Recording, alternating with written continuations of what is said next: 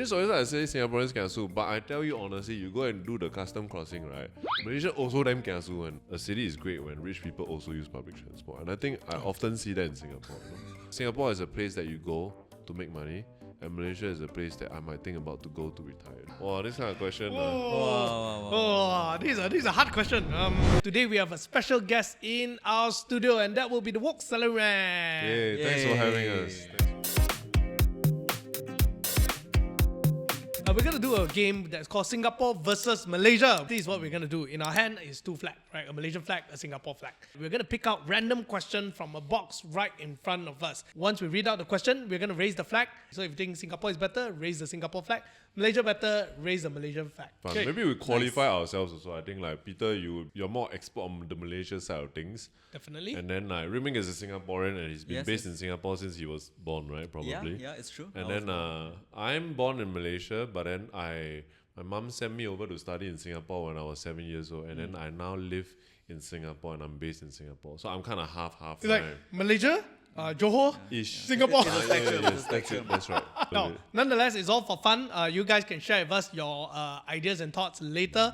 I guess everything that will be shared here is in no way trying to be offensive to any nation, but let's all take it in good spot, all right? First question, let's have the Singaporean to pick up first. Which is better for career growth, for workers and entrepreneurs?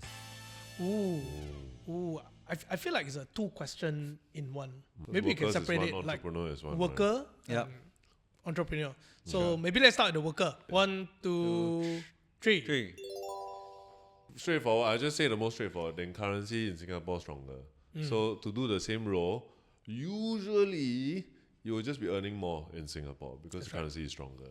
Yeah, I'll say the easy thing. You all can say the more nuanced thing. Okay, so from my perspective, like over the years, like Singapore has attracted a lot of MNCs to set up HQ here. You meet a lot of like the high level CEOs here. Then you also get to like learn from them. So I think that's why it's possibly better for workers to be here. Yeah, I personally think the same as well. I think it's better in Singapore for workers. If you're working in Singapore versus Malaysia, even though it's the same company, but your exposure in Singapore is more international.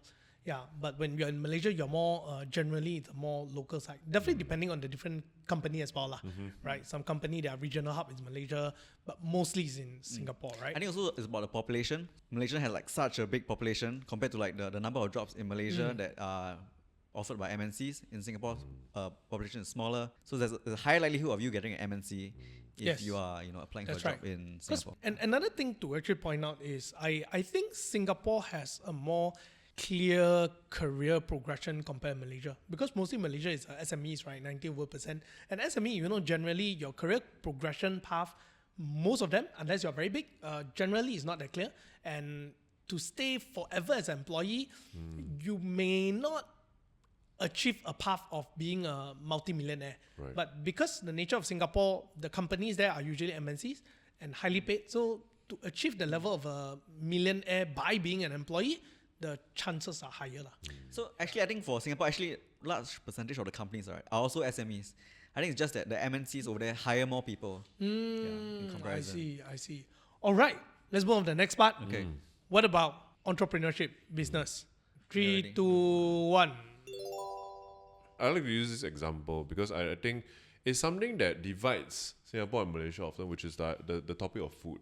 And a lot of people always say Malaysia food is better than Singapore. I think that is true, but I think there's also a very good reason behind it, and it's linked to entrepreneurship. It's because the cost of setting up business in Malaysia is lower. If your grandmother has some like secret recipe that's very delicious, people come from miles and miles to eat her wonton noodle or something, right? In Malaysia, that grandma can set up a store for a very low cost. In Singapore, what tends to happen is that the F&B and the food options that you get are usually franchised, because those are the ones that have the money to expand and buy new stores to set up businesses. So the standard, the flavor profile, the kind of risk that they take is a bit more safer because they got to cater to a wider audience. The cost of like trying a new vision in Malaysia is cheaper.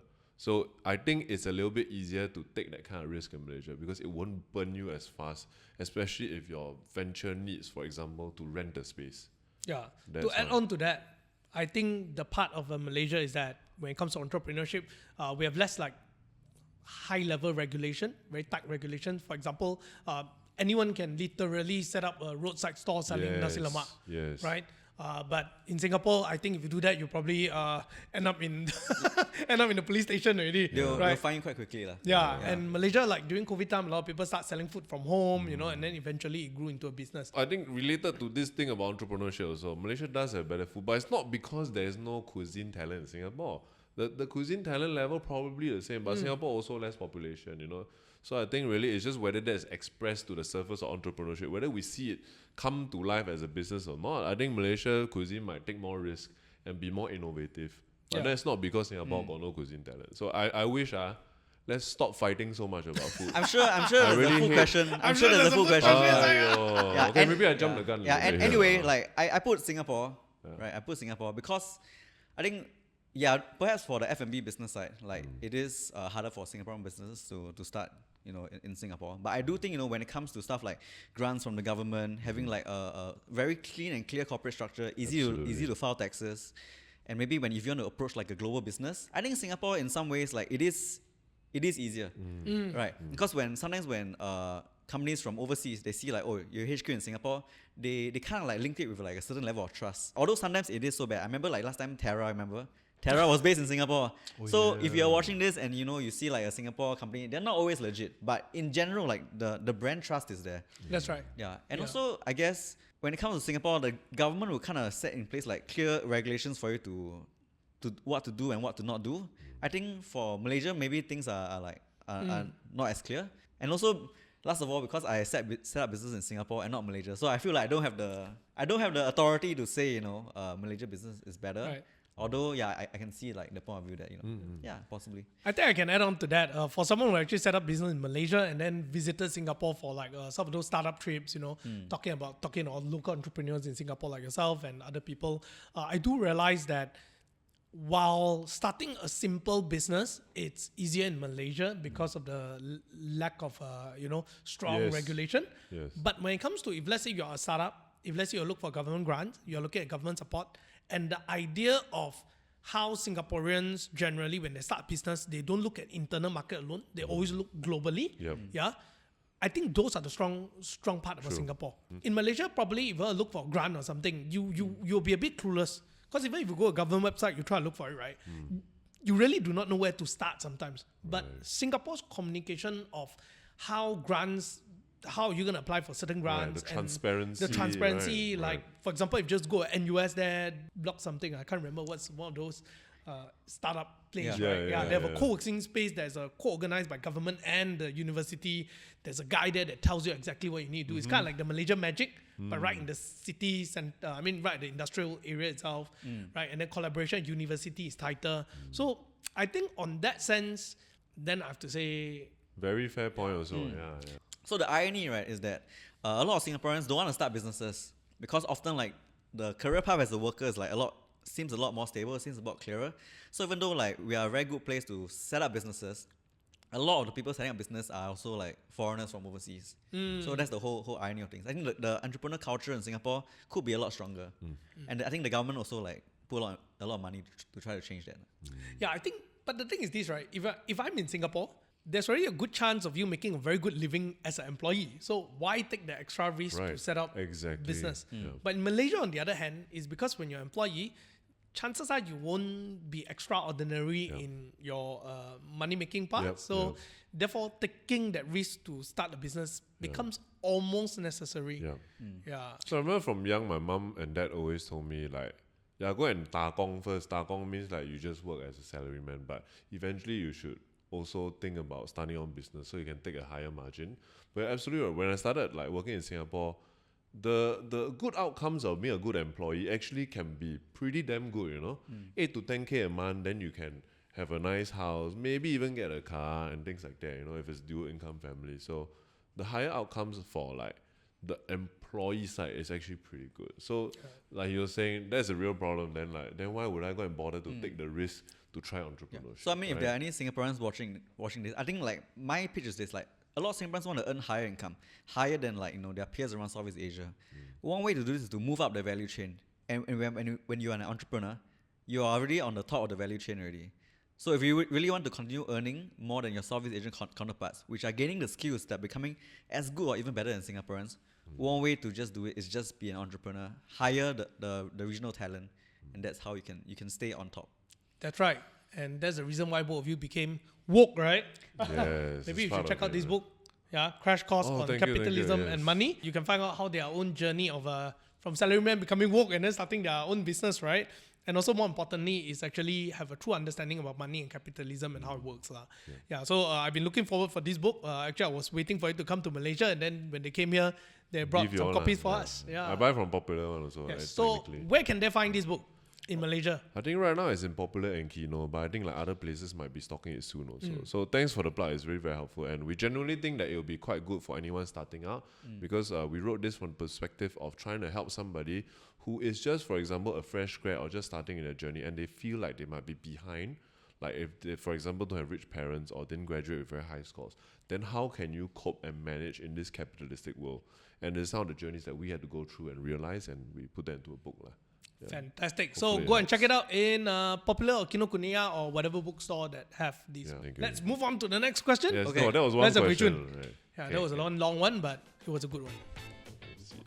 Who loves to complain more or gets triggered more easily? Wow, this kind of question. Oh, these are hard question. Okay, 3, 2, 1, go. Okay.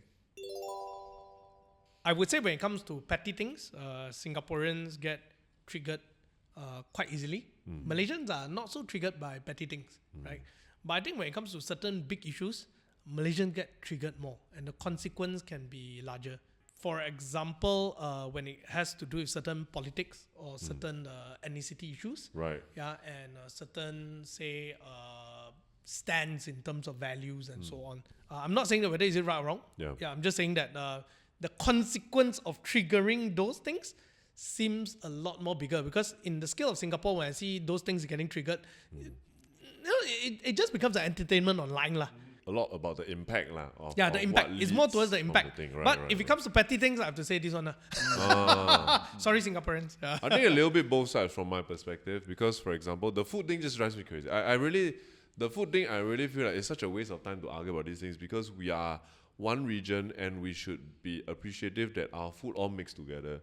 But on the Malaysian side, I feel like Malaysians do easily get triggered by whenever Singapore is ranked higher on some food list. And sometimes I think that just comes down to marketing lah. It's like, well, maybe Singapore apply for the thing lah. Maybe Singapore submit the thing for the competition. Yeah, that's you true. never submit, so maybe you have this mindset that our food is better. They should just automatically include. Something is not like that. Something you gotta submit. So maybe put some budget into it or put some effort into submitting. So, That's true. but That's on the whole, I would say Singapore, as somebody who's a Malaysian, I'm a little bit biased lah, because Singapore has afforded me a lot of nice things in life that I really appreciate. I've chosen to live in Singapore because it's more my speed versus what I can find in Malaysia. And I think everybody will say that in Singapore, complaining is one of the national pastimes. I think like OKY said it himself. Oh, okay, I say like, himself, right? Singaporeans the champion grumbler. So like he say one, not I say one. So you want to Yeah, cancel? so I you think should- I think both complain, but in my opinion, I feel like Singaporeans complain sometimes when they complain about something that Malaysia's situation is even worse. Then I just kind of I roll my eyes a little bit. I mean, I don't intercept or I just listen lah. But in my head, I'm like, wow, you don't understand how bad it can get. Not even saying Malaysia, some other places around the world, there's a whole spectrum of outcomes, and Singaporeans typically have it pretty okay. Yes. So when I hear that complaint, not so much for your side, you're talking about the impact of it. I'm thinking more like, do you even understand where you are on the spectrum sometimes? That's why, for me, Singapore wins it a little bit. Yeah, I think I agree. So I feel like if you're born in Singapore, you're already like high chance. I'm not saying everyone. High chance you are living like one of the top 20% lives in the entire world already. If you travel around the region, right, or even to places like in Europe where many Singaporeans like worship, wow, look at this like Western city, it's amazing. But actually, if you go there, you look carefully, right, Yeah, the man. standard of living in Singapore is indeed better. Yeah. Maybe it lose out in some aspects, right? Maybe there's like things like they have like 1,000 years of history everywhere. There's a lot of culture. But honestly, for what it is, a young nation that's only like 59 years old Singapore's really not bad already. I think humans just have a certain quota that they need to fill in terms of complaining. And complaining as a function not bad also, right? Because Yeah. you do need feedback. That's right. Right. That's It is, right. it is. That's Where right. is it too far? Maybe that's why your point about impact is also very interesting. You need Yeah. to think about what is the actual impact of like these things, you know. Because Singaporeans do complain, but it's almost like it's a sport, like it's just kind of recreational also. So you maybe know? we disclaim, right? This is not about the ability or the right to complain. You are free to complain, right? Yeah. Is your mouth, right? It's how we perceive. Yeah. you So know, this the is about complainage. who is the champion grumbler. Yeah. Right? I think maybe what we can do is let's highlight some of the interesting complaints that you heard. Maybe I'll just give one or two examples, and Right. maybe Yep. Choon or yourself, Can, like what can. are the most interesting Can. like petty complaints that you've heard, right? Yes. Now, I can never forget a few incidents where I go to Singapore. I heard this uncle in the taxi told me this. He was telling me life in Singapore is really difficult. Yeah. And then what he did is that he had to take out some money and he bought a house with cash, and he feel like he don't have enough for retirement. But so then he's now doing part-time Grab for fun to earn some extra money lah. And he was telling me how difficult life is. And I was thinking to myself, uncle, you bought a house with cash. Yeah. How difficult life is. Yeah, in yeah, Malaysia, yeah, if you yeah. got a living problem, you're sleeping under the jambatan or something Yeah, like that, yeah, right? You're yeah. homeless. The thing I bring up is probably not petty because it's affecting like a lot of young Singaporeans, and it is housing prices. Housing prices, especially like public housing prices in Singapore, is quite expensive compared to the past 10 years because, you know, there's COVID, there's a whole like supply chain disruption. So I think nowadays like the median HDB price has went up. I haven't checked the latest figures, but I'm going to say between like 500 to 600k Sing dollars. But if you look like around the region, right, the number of years to pay off the house in Singapore is still far less compared to many other countries. In some countries, right, the median income is more than 20 times the median house price. In Singapore, it is still, I believe, like between 5 or maybe low 6. Yes. Right. So in the grand scheme of things, yes, HDB prices have become expensive, but if you look around, it is still not that expensive. And I think it's something to be appreciated. I think one thing, maybe I bring it to a less serious thing, but one thing I always hear Malaysians complain about Singaporeans, like if I just ask you, what is the number one complaint you think Malaysians have, negative impression Malaysians have of Singaporeans? Is there something that you can They think push the prices up in Johor. No, I'm thinking of one word actually. It's kiasu. Yeah, you see? Malaysians always like to say Singaporeans kiasu, but I tell you honestly, you go and do the custom crossing, right? Malaysia also damn kiasu one. It's just depending on context and situations. While sometimes you go and find the right context, we are very similar in a lot of ways. So complaining about these kind of differences. Yes. Like Malaysians, for example, like to say, oh, Singapore, you're cooped up in small houses, ha ha ha, we got this big land on it. But you go to Malaysia City, also got condos and apartments that are very high. And if you don't have these kind of high density housing, what it also means on the other side is that then your commute is very long because you live very far from the city center. So this kind of small little things also, actually they're all related. And a lot of times it's just the difference between cities and suburbs and, you know, maybe rural areas. It's just that Singapore, very little suburb and rural area. It's a city state. There's no rural in Singapore, let's just put it that way. Yeah, don't have Okay, let's move on to the next question, alright? Yeah. Talking about great offers, there's a fantastic deal for all investors, whether you're a beginner or a seasoned pro. Moomoo Malaysia is offering 0% commission fees for first 6 months to new users. But even without this special, their usual rate are just 99 cent USD plus 0.03% of the trade value for trading US market and 3 ringgit plus 0.03% of the trade value for trading Malaysia market. This is an incredible opportunity you shouldn't pass up. But there's more. From now on until June 30th, Mumu is offering all new users special reward when they deposit funds into the Mumu app. Deposit 1,000 ringgit to claim 100 ringgit plus bonus. You can use our link to get an extra 50 ringgit too. Or deposit 10,000 ringgit to claim 450 ringgit worth of fractional shares. Besides, the ability to trade both US and Malaysian stock. Mumu's platform features caters to both novice and experienced trader. It's more than just a trading app. It's a tool for research and uncovering new investment opportunity. I'm particularly thrilled about the industry chain feature, which gives you a complete perspective on the value chain from upstream to downstream, helping you identify potential investment targets within specific industry. Another awesome new feature that Mumu has recently rolled out is a fractional share feature. You can now invest in blue chip stocks from as little as $5 or minimum order size of 0.0001 share. To top it off, Moomoo Malaysia now offer FPX Express Deposits, so you can make faster FPX deposit with your funds arriving in just 5 minutes. Having used Mumu for a while now, it's evident that they are not just another trading platform. They aim to revolutionize how we trade in Malaysia with unbeatable fees. Truly, with 0% commission for the first 6 months is an obvious decision, right? A host of innovative features to discover your next major investment and the assurance of being regulated by SC. Mumu represents not just a choice, but the future of trading at our fingertips. Okay. Which actually has cheaper living costs, food etc. Okay, 1, 2, 3. Wow. We are all agreeing on this. Yeah, actually, because I watched your video, the one. Yes, that was a great video. Yeah. I think like one thing that we need to acknowledge is that currency also is very powerful because nowadays the world is not just you run inside your own country. That's so right. the power of your currency actually also means a lot when it comes to the things that you can afford or not. Even if, for example, I eat all local stuff, if I, for example, work as a videographer, my camera equipment is all international. So the pricing is international. So even if I don't do it professionally, my hobby is photography, I'm also paying a more international price.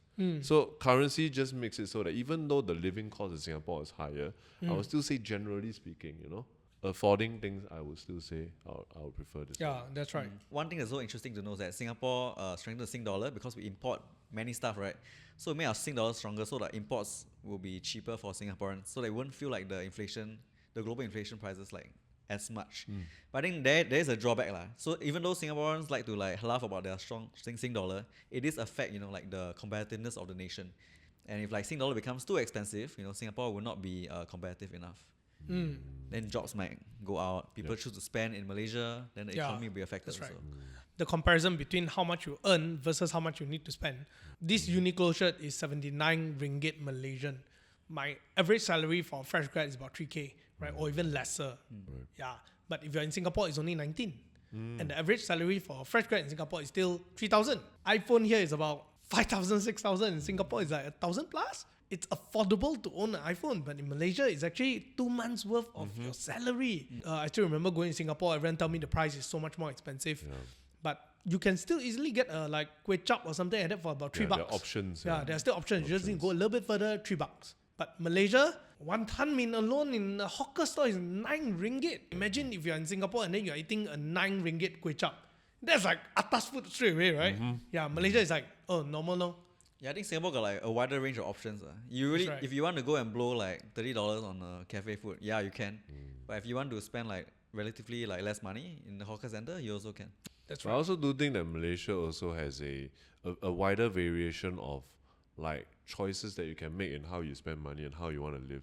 So I think if you really would like to, for example, have a more rural kind of lifestyle and you're willing to grow your own food and stuff like that, I feel like this one can win lah. So you purposely don't consume too many things that are internationally imported and stuff like that. But it's but I mean in Singapore you can't choose to do that. Singapore don't have enough resources that you can choose to just live on locally non-imported things. That's just not possible. Actually, Malaysia is also quite hard because food about close to 80+% is actually being imported here. Oh, is it? So that's why we don't have the food security as well. Singapore has been worried for that for the longest time. Yes, Malaysia yes. has to worry about the same thing as well. Right. Yeah. So I think in Malaysia, the only thing cheap is actually salary.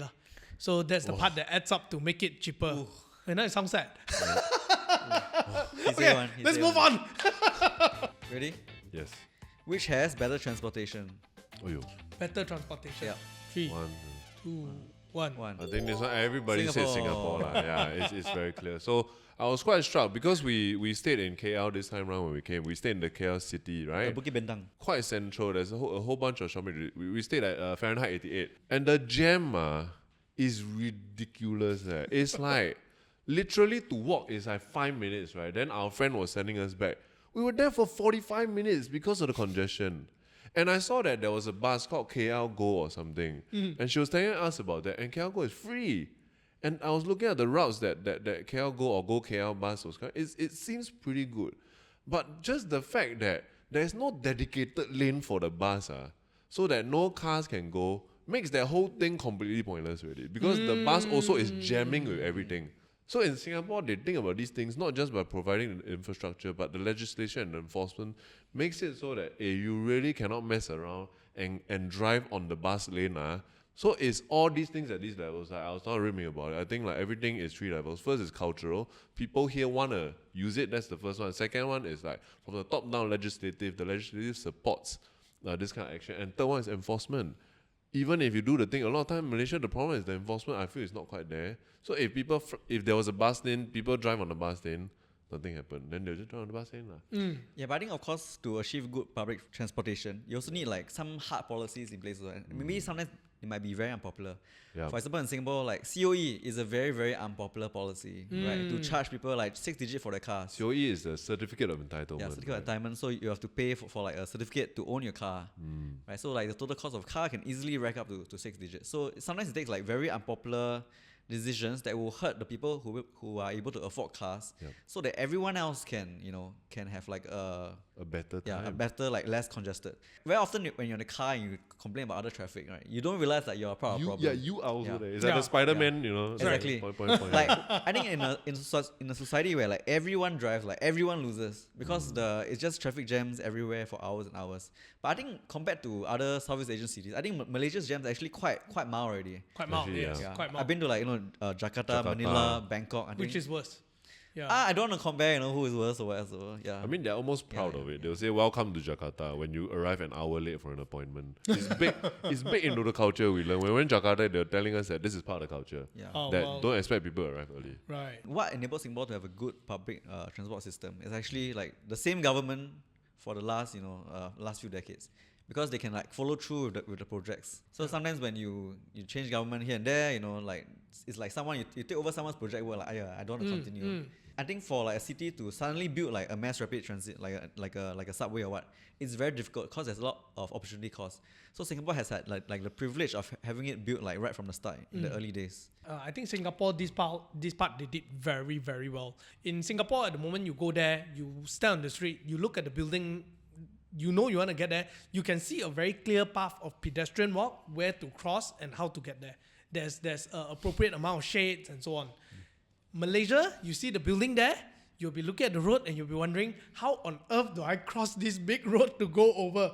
There's no clear indication of how to get from one point A to point B that it's a dedicated pedestrian kind of walk. It almost feels like walking is much more tougher than driving. And because the nature of how Singapore actually created a forest in the city kind of idea. A garden in the city. Yeah, garden in the city. Forest Forest City City is is the a Johor Chinese one. project. Yeah, in Johor. okay. Yeah. So yeah, garden in the city. Yeah. So it's very cooling.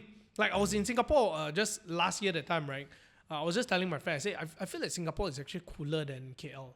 And then they were telling me, no, it's nearer equatorial. I was like, yeah, I know. But I don't know, I just feel like it's cooler. And then subsequently, I watched some videos, a documentary about how the Singapore government planned the garden. Is the truth that actually Singapore is actually cooler than... Yeah. Because of the urban heat effect, right? That's Because right. like concrete heats up faster than like That's right. other Yeah. services. I also think I love this quote that talks about public transport, which says that a city is great when rich people also use public transport. And I think I often see that in Singapore. Hong Kong does that as well. Right. I think in Malaysia defense, because like Malaysia is such a big country, so it's natural to own a car. So I think what That's cars work best is like intercity, city to city, Yes. cars make sense. Yeah. But once you enter the city, you need like careful planning. Yeah, we have to say that in Malaysia, one of the reasons why this is not being implemented that strong is also we have our own challenges, bigger landscape. I mean, costs much more to connect two cities here. But I think the most simple, basic thing, like I say, is the pedestrian walk within the city. Because even that within the city, the pedestrian walk is not done properly. Yeah, that's what I think. Yeah. Now, let's move on. Can Which values the quality of life more? Ooh. So it's interesting, because the quality of life is quite open to interpretation, right? Could it be your financial situation or could it be beyond that? Whether you have a good work-life balance or not, whether you have a good relationship or be able to spend time with your family. So I think we should answer this and also say how we interpret evaluating it. how we based on, interpret it. right? Yeah. Yeah. So for me, I would say Malaysia, because I feel like Malaysia overall, like culturally, from what I anecdotally see, is that people value the idea of having a contented life more. This is difficult for me to say because I've chosen to live in Singapore as a Malaysian. I've chosen to subscribe to this kind of hustle, but my ultimate objective is that I'll hustle first so that I can relax later. That's how I see it. And I don't know if I'll come back to retire in Malaysia next time. But if I wanted to slow down, I would definitely do it in Malaysia unless something changes about the way Singapore or Malaysia is. And I feel like quality of life is so difficult because finances is tied to that as well. But finances up to a certain point, like beyond a certain point, cannot improve quality of life already. So I feel like you need to jaga finances first, but up to a certain point, you also need to then be able to answer, actually, what do you want in life? What is valuable to you? How much time are you willing to sacrifice to get what you want? And then when will you stop chasing money to satisfy your goals in life? This could be children, this could be traveling the world and things like that. But on the whole, I feel like Singapore is a place that you go to make money, and Malaysia is a place that I might think about to go to retire. That's how I see it personally. I'll say like Malaysia also. I think mostly because Singapore, I think when it comes to hustle culture, I mean, it is a good place to make money, but it's also a place where hustle culture that I think is stronger. I think we already mentioned just now, right? I think Singaporeans have one of the highest standards of living of any like country in the world. But somehow like many of us are also very unhappy at the same time because of like hyper competition. You know, from a young age, you know, you have to compete for grades. So I think a large point of having a good life is really about contentment. And I think it's not something that money can buy you. And I think parts of Malaysia, I would say, especially in the place that are not big cities, because I will argue that hustle culture is big city culture. Yeah. That they will have like a stronger sense of what true contentment is, to be grateful for the stuff that already have. So because like Singapore is one city state, Malaysia is like a few major cities, but it also does has its rural populations. I would say it kind of balances out, so that the rural side of Malaysia, perhaps they do see, you know, contentment because there isn't such like hyper competition, you know, in smaller cities. For me, I would say Malaysia. Reason being is just like what you're saying. I think Singapore is a very standardized country. Everyone ought to behave in a standardized manner. Not to say that everyone is the same. It's just that they share a certain value of what Definition of success, actually. Yes, Yeah. that's right. So I think in Malaysia here, while in the city, it's not very far from Singapore, but it's not everyone is uniformly the same. So put it this way, is that if I'm in a Malaysia company, not all my colleagues subscribe to 100% ambitious and want to climb. So maybe out of my 10 colleagues, maybe 3 will want to climb. So I'm just competing among 3. But I've noticed in Singapore is there's only probably one odd one out that doesn't want to climb, and that is even rare. Most of the time, everyone wants to climb. So everyone is a competition to move up the career ladder. Actually, I don't know if that's true. I love your point because I thought the other way, that actually Singapore also actually people are not all the same because that's human nature. But it's just that in Singapore, it's harder to express that deviation from the standard of success. But sorry, yeah, you can. Right. Yeah. I get your point. Yeah, maybe they don't want to climb, but at least their minimum forced to standard climb. of they're forced to climb. Right? In Malaysia, really, you will see some people just very chill. Yeah. I don't really bother. I don't really care. Yeah, I'm happy in my life. You know. So I feel like if you are talking about the definition of quality of life is I have options. Then I think in Malaysia it's easier to achieve that. But in Singapore, if you want to achieve that, you got to be very, very, very, very rich. But in Malaysia, you don't have to be very, very, very rich. You just need to be well-to-do enough. Like maybe you're middle upper. You can choose to live a rather comfortable life. I think in Singapore's defense about hustle culture, I mean, I do get it. Because like Singapore has always been like a very unlikely nation, right? You got no natural resources. So what is the natural resource you have, right?